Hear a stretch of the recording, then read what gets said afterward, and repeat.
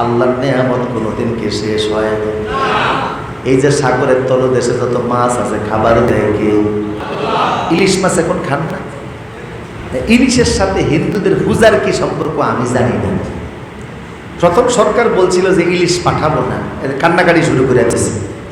পরে কয় নে আল্লাহর রাস্তে কিছু নেই, টাকা দিয়া খাইছে। ওরা কোনোদিন আমাদের ভালো প্রতিবেশী না। ওরা যখন দেখলো তাদের মতাদর্শের লোক এই দেশে এখন নাই, তখন তারা ফেলে দিয়া পানি ছাইড়া দিছে। কথা বলে ঠিক কিনা?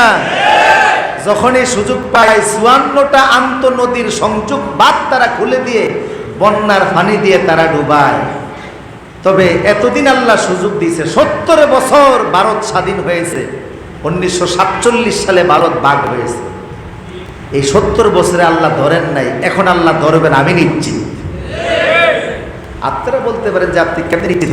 একটু আল্লাহ সব ছাড় দিতেন, রাসূলের গায়ে যে আক্রমণ করে আল্লাহ তাদেরকে কোনোদিন ছাড় দেন নাই।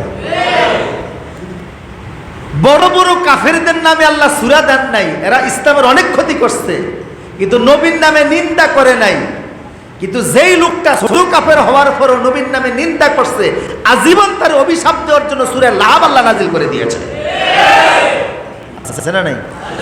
পড়েন আমার সাথে, তাব্বাত ইয়াদা আবি লাহাব ওয়া তাব মা আগনা আনহু মালুহু ওয়া মা কাসাব সায়াসলা নারান যাতা লাহাব ওয়া ইমরাতুহু হাম্মালাতাল হাতাব ফি জিদিহা হাবলুম মিন মাসাদ। আল্লাহ বলেন আবু লাহাবের সব ধ্বংস হোক। আপনারা মনে করছেন হাত ধ্বংস হোক। আল্লাহর একটা কৌশল হলো আল্লাহ বলে কম বুঝায় বেশি। কথা বল না, বলে কম বুঝায় বেশি, এটা আল্লাহ সুন্নাহ। আল্লাহ বলছেন আবু লাহাব ধ্বংস হোক, তার 2 হাত ধ্বংস। এখানে আল্লাহ 6টা জিনিস বুঝাইছে।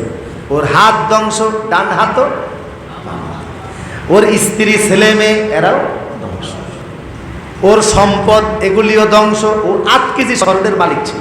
কয় কেজি? 1 কেজি স্বর্ণে 400 বড়ি। তা 8 কেজি স্বর্ণে কত বড়ি হয়?